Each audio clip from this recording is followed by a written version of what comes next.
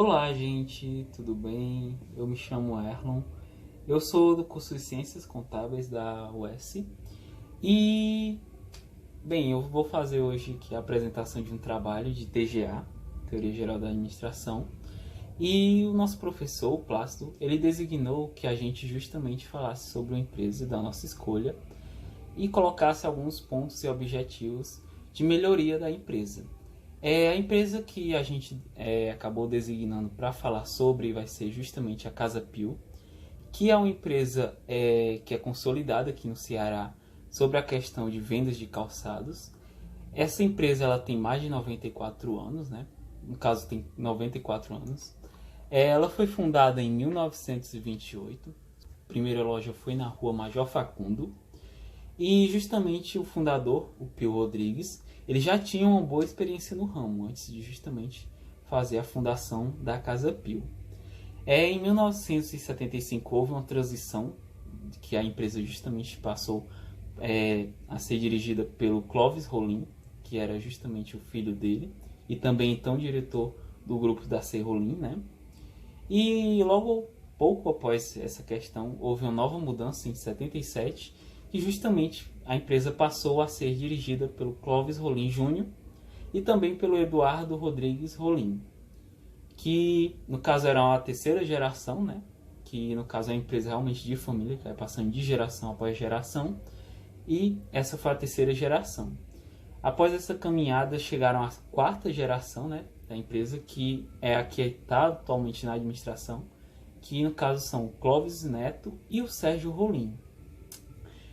A empresa, apesar de ter seus 94 anos de funcionamento, ela atualmente atua em 3 estados aqui do Nordeste, que é, no caso, Ceará, Pernambuco e também a Paraíba, e ao total possui 47 lojas, sendo a grande maioria aqui no Ceará mesmo, que foi justamente onde teve a sua fundação.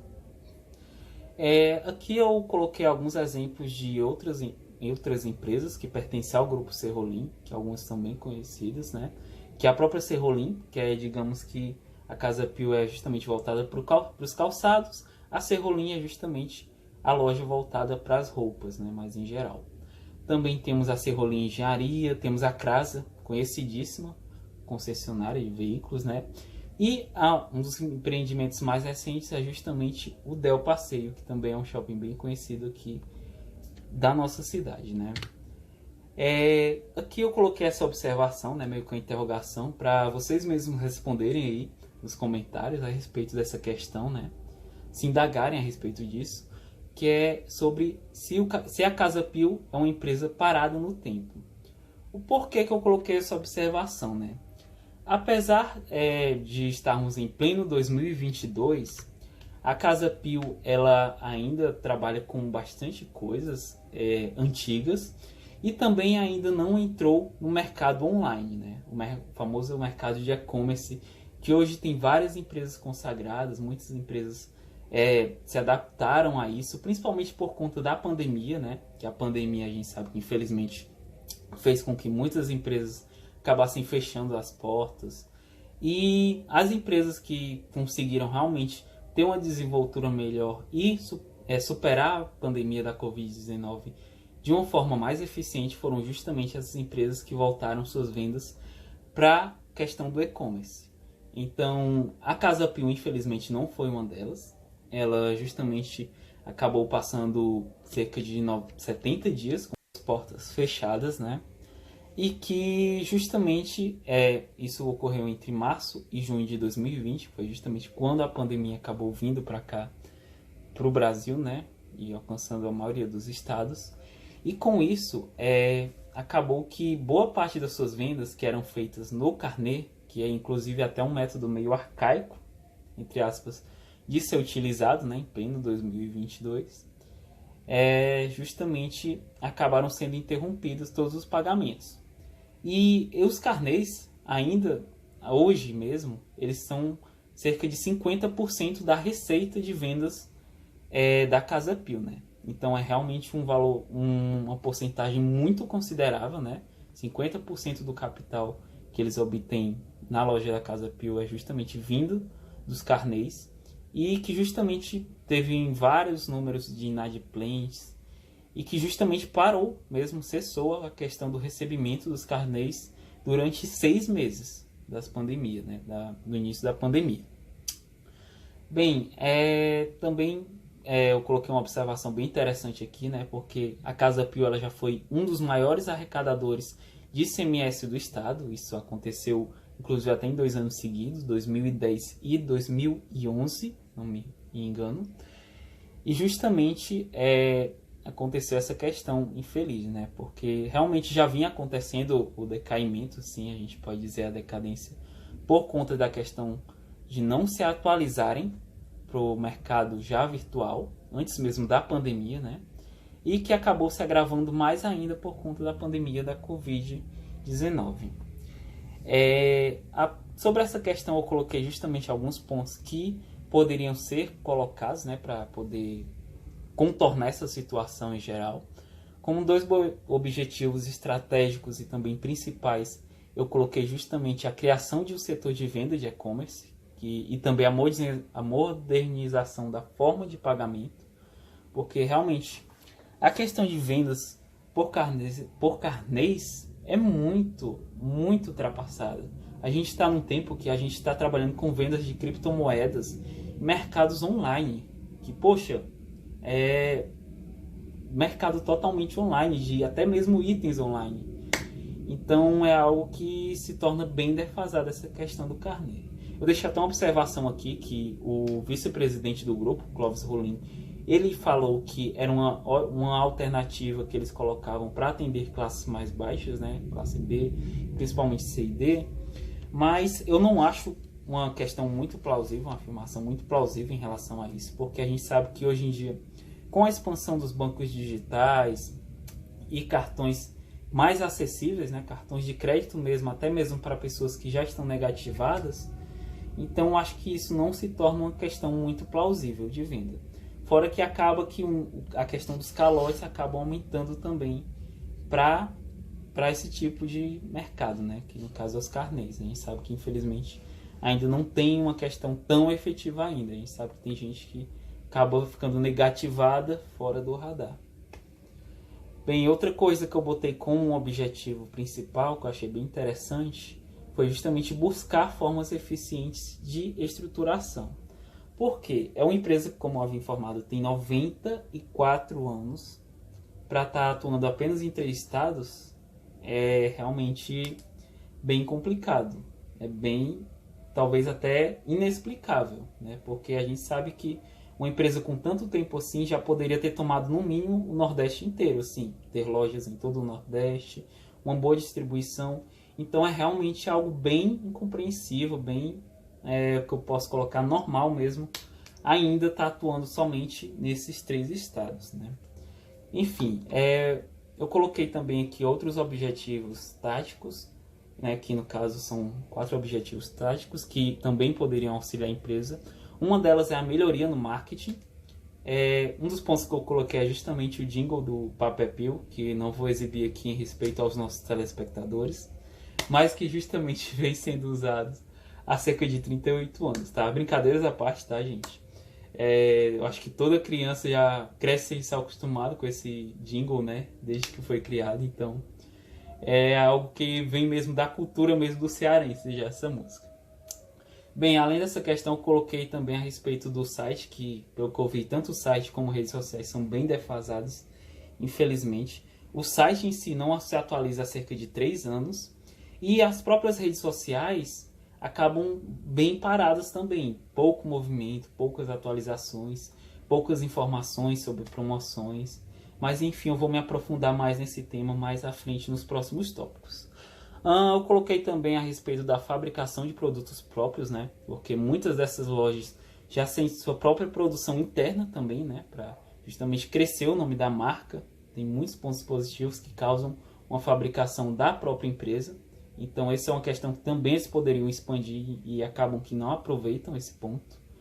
Outra questão que eu coloquei é justamente a criação de um cartão bandeirado da loja, porque é justamente uma questão já da modernização mesmo, do método de pagamento, né? E também a exclusão progressiva desse método defasado que é o crediário próprio. A gente sabe que é um método realmente bem defasado. Acho que eu até já deixei bem explícito a minha opinião sobre essa questão. Também coloquei como outro tópico a questão da criação de um setor de entrega de produtos, porque incrivelmente eles não têm ainda uma entrega de produtos. Então, caso você compre em grande quantidade na loja, você vai ter um certo problema. Você tem que ter algum meio para conseguir colocar esses itens ou levar para sua casa, ou caso você tente revender, levar para sua empresa, porque infelizmente eles não vão estar fornecendo essa entrega, e que eu acho que hoje em dia é vital. Tanto a questão da venda online, né, para o cliente não ter que se deslocar, o comprador não ter que se deslocar fisicamente até a loja, como também para manter uma questão de comodismo mesmo, comodidade para os clientes. Então acho que é um ponto também bem importante. Avançando aqui, eu deixei mais 12 objetivos operacionais, tá? O primeiro seria a capacitação dos vendedores aos novos métodos de venda que serão aplicados, justamente a questão que eu coloquei. Caso haja essa atualização, é bem importante também que os vendedores se habituem a utilizar esses métodos de pagamentos. A introdução aos clientes sobre as novas ferramentas de venda, né? Justamente informar os clientes que terão essas novas funções. Já deixar também informado que aquele método antigo do carnê seria abolido, né? Ou pelo menos com o tempo.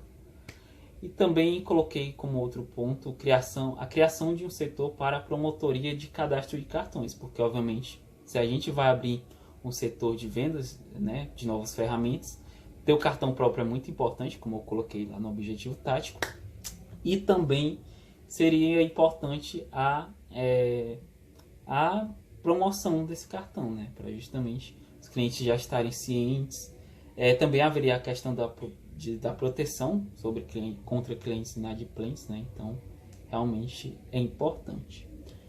Outra questão que eu coloquei aqui é a modernização do recrutamento, né? Porque hoje em dia ainda está acontecendo somente pelo site, ou caso você queira, você pode também entregar o seu currículo em uma loja física.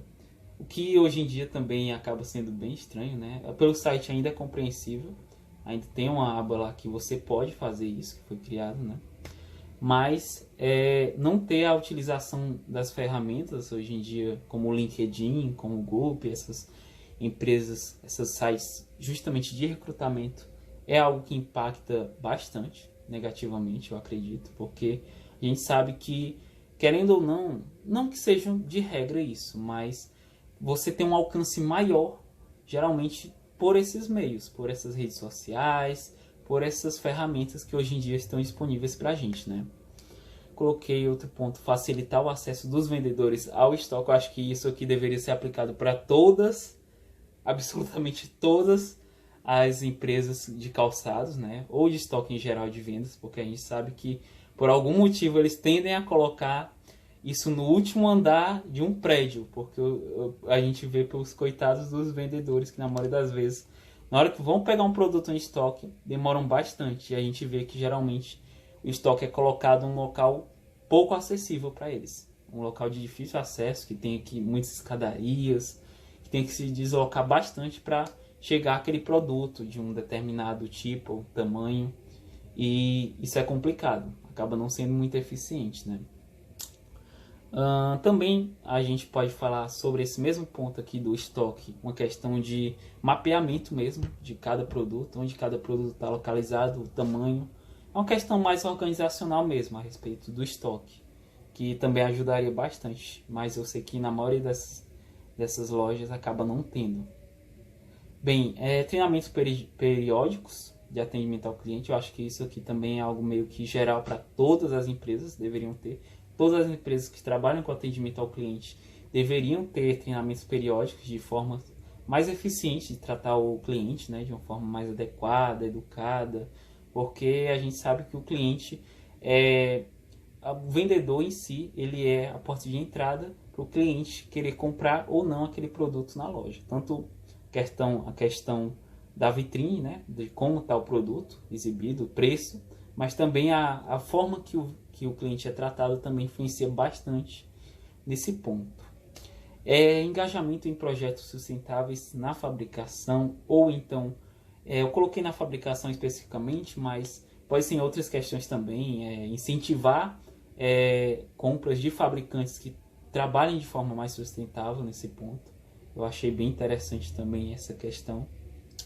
Incentivo e premiações para os colaboradores que tiverem melhor desempenho em vendas. Essa na maioria, vários locais têm, né? Até algo que é utilizado da própria teoria geral da administração, se não me engano, a teoria clássica que utiliza esse sistema justamente de recompensa em troca do seu desempenho. Então, justamente é um ponto bem bacana que eu quis adicionar, porque eu acredito que realmente eles deveriam até ser melhor recompensados pelo seu desempenho, né? Porque realmente a gente sabe que muita gente se desdobra bastante para conseguir fazer isso. Tem o caso até de um funcionário que ele era temporário e justamente para conseguir ser efetivo, a própria filha dele se engajou nas redes sociais para divulgar o serviço do pai. Muita gente foi atrás lá procurar especificamente ele para conseguir realizar a compra e ele conseguiu ser efetivado e ainda se tornou até um treinador para novos operários, novos vendedores, né? Achei super bacana também essa história. Essa questão de expansão de produtos complementares. Pelo que a gente vê na maioria das lojas da Casa Pio, o nicho é bem fechado de produtos. A gente vê realmente somente calçados. Dificilmente a gente vê um produto mais variado. Às vezes a gente vê bolsas, mochilas, né? Mas na maioria das vezes o nicho fica muito fechado a somente calçados. E a gente sabe que não é obrigatório, por ser uma loja conhecida por calçados, ter somente calçados.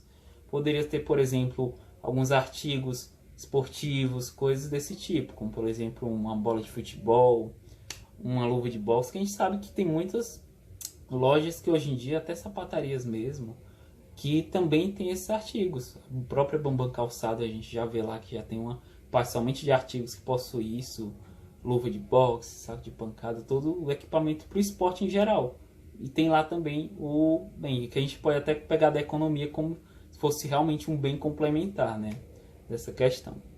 A gente tem também um clube de vantagens com descontos para fidelizados. Isso aí é algo que muitas empresas adotam para justamente conseguir chamar mais clientes, ter mais um engajamento maior, né, de clientes e uma fidelização também maior.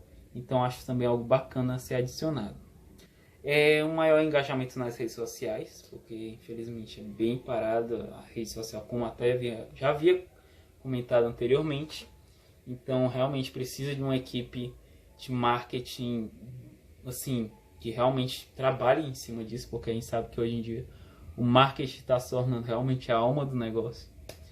E outro ponto que eu coloquei é justamente criar atrativos para clientes, né? Atrativos na loja, como por exemplo estacionamentos, uma estrutura melhor, talvez um local climatizado, coisas assim que causem esse diferencial para o cliente querer entrar na loja. Às vezes ele vai lá só para, às vezes, tá muito quente, vou me refrescar aqui, ver um produto que agrada, vai lá e compra. Já é um diferencial que realmente funciona, a gente sabe que funciona. Fora aqueles clientes que chegam lá realmente para comprar, já se sentem também mais acolhidos ali, mais confortáveis. Então isso dá uma diferença, isso causa uma diferença.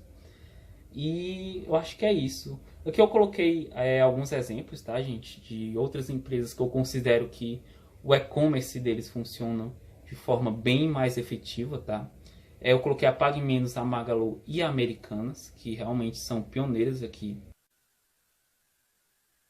Tem uma boa desenvoltura nessa questão, que conseguiram se adaptar bastante aos problemas que a pandemia trouxe, né? E aqui eu coloquei também alguns vídeos da nossa turma, tá, gente? Outros grupos que também fizeram trabalho e que estão muito bacanas também, tá? Recomendo vocês assistirem lá, porque realmente ficou super bacana. Todo mundo se esforçou bastante. O professor realmente trouxe uma coisa bem bacana pra gente trabalhar em cima. E espero que tenham gostado, tá? Eu também adorei esse trabalho. Apesar de todas as dificuldades, né, do tempo, mas que bom que tudo deu certo. E agradecer também ao professor. Peço que vocês compartilhem, tá? Foi bem bacana realmente esse projeto. Espero que o professor prossiga fazendo esse tipo de trabalho, porque eu acho que realmente ajuda o aluno realmente a se incentivar ali, a estudar, a tentar buscar mais informações para poder trazer algo bacana, tá, gente? Pois muito obrigado por assistirem, tá? E até a próxima. É isso. Tchau, tchau.